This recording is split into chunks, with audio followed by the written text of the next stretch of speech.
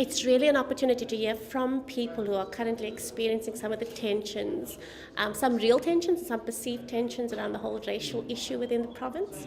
And so tonight's really an opportunity to give them a platform to just speak from a very emotional point of view about what their experiences have been. Also a nice opportunity for us to dispel a few myths and start generating some new debate around this whole subject of whether the Western Cape is actually unfriendly to black skills. I did my studies here and then I started my career here. Then I moved to Joburg for better opportunities. Then I came back again. Honestly, for me, I think it actually happened by default because before I finished varsity, I got a contract to come to work in Cape Town. But besides that, coming from Port Elizabeth, the coast guy, and Cape Town is relatively, the environment is relatively the same as the one back home. And I'm loving the mountain, the beach, the people are actually great. For me, it was more of a lifestyle change. I find Cape Town relaxed because I'm from Johannesburg originally, and there's like fast pace, living and stuff like that. So I moved down here because I wanted that lifestyle change. When you first get to Cape Town, you're pretty much a stranger. You don't know what's going on, you don't know how the system works, access to people and resources that are going to help better your situation. You don't know anything, so you kind of grow that network organically.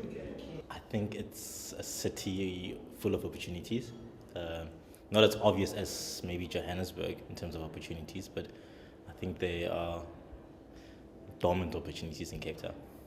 I think Cape Town is a very difficult city to integrate into, regardless of race. I just think just geographically how it's set up, I think culturally, it's a series of it's a pockets of islands. Johannesburg or Gauteng, it is the economic hub of South Africa. And for them to actually able to maintain or even keep up the salaries as they have currently, they're able to attract skills from all the other provinces to move up to Johannesburg, because most of the financial services companies, they're based in Johannesburg, which is the controlled economy of South Africa. So to attract that skills, they're prepared to pay people more. So therefore they move up to Gauteng. Whereas in the coastal areas, in particular, probably like here in Cape Town, that you'd find that a person that I'm doing the same job with in Johannesburg probably would earn 5,000 extra a month than I do in Cape Town because of the lifestyle in Johannesburg as well. That's definitely the perception and very often the reality. But then you've got to balance the lifestyle, which comes up a lot of the time, and throw that into the mix as well. But yes, there is a lot of opportunity in Johannesburg. But we've got some great roles down here too. Johannesburg is very business orientated, very busy, very driven. It appeals certainly to that whole sort of feel and vibe.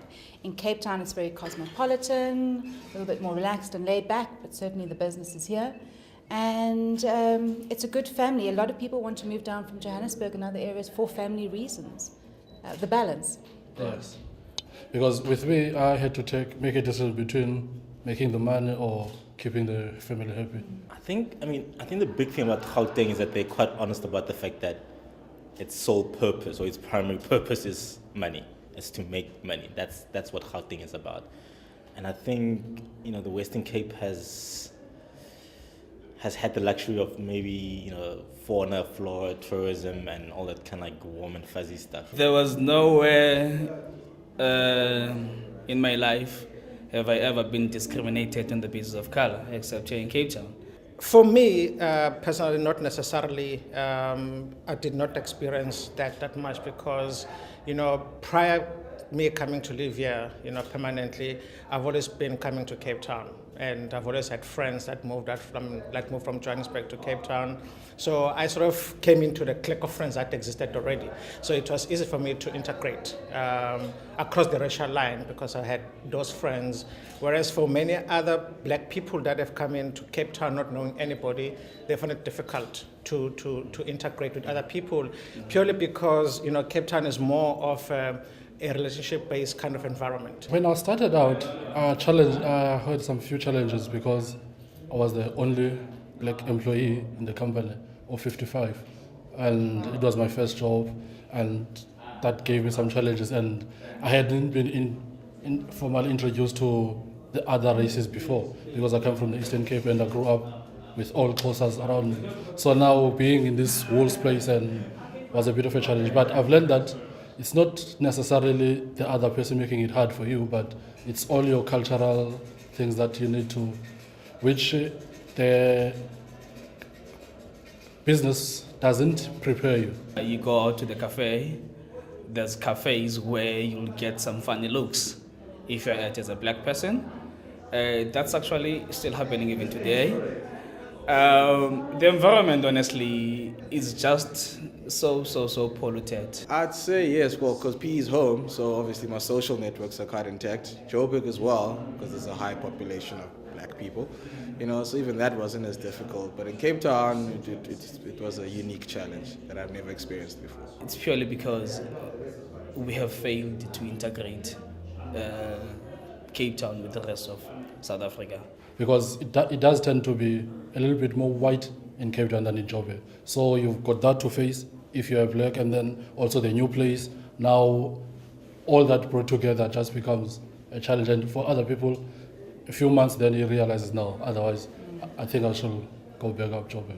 Look, every corporate, if you ask them, will say that they've got a good induction program. Any healthy HR department will say they've got an induction program. I think what's happened is that the Western Cape has not really taken on board this whole idea that with racial integration, there's, you can't ignore the elephant in the room. So let's put something into our induction program that creates those networks.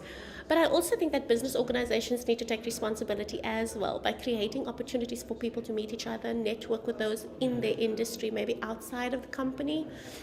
So it's really quite a few stakeholders that are responsible for trying to put that together. And I don't think we've really done that, because we've, like I say, been ignoring the whole aspect of this import of black skills from other provinces. The companies in today's world have to look at what is the value add? Why should you want to work for me?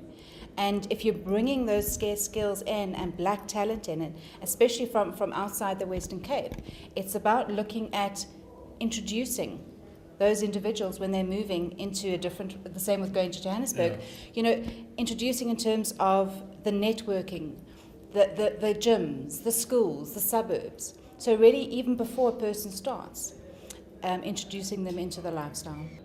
The moment it becomes a race issue, so it's like us and them, then you're never going to win. The challenge is the camps should be, those pro-progress and those anti-progress across racial lines. And what we should be doing is, when a company is seen to be pro-progress, everybody should make a big deal about them, huge song and dance about them, so that being pro-progress becomes the cool thing. It's up to everyone. It's up to everyone, but corporate South Africa, corporate in the province, the provincial government or government should play a leading role. You need to communicate in a way that makes people comfortable. And even the way you present your work, it could be great, but if it's presented in a manner that speaks to some level of incompetence, people get a bit edgy. So you kind of need to know how to align your presentation, yourself first and your product as well. Advice, work on your product, whether it's yourself, your personal brand, whether it's your work that you do. Make sure that you're a leader in your product, because that's what's going to define you from the average guy. I think the big test for me, is when you land after coming back from a trip, that feeling of I'm home. I don't feel that in Johannesburg anymore. So when I land in Cape Town, I feel like I'm home. Do I want to feel a bit more at home? Yes, I do, and that's a process, but Cape Town is home. I think business's whole point is to also create those kind of open spaces and those safe spaces where people can express the way they feel. I do think that there's a lot of responsibility that goes with creating those spaces, because you need to know where the lines are drawn and where the guidelines are, and then communicating those guidelines very clearly so that somebody who's expressing themselves isn't actually inciting people with hate speech. So it's a very interesting debate. I mean, the art world has just had a great debate, with everything that's been going on there recently, and it's the same kind of debate, but we've got to have robust, honest, open debate. Otherwise, it's really not going to help us at all. We've heard whisperings of this discussion all over the place. So our desire was to bring everybody together so that we could have discourse in a way that we could still respect each other when we left. That's really our ambition, is to create that discourse to allow people to start speaking.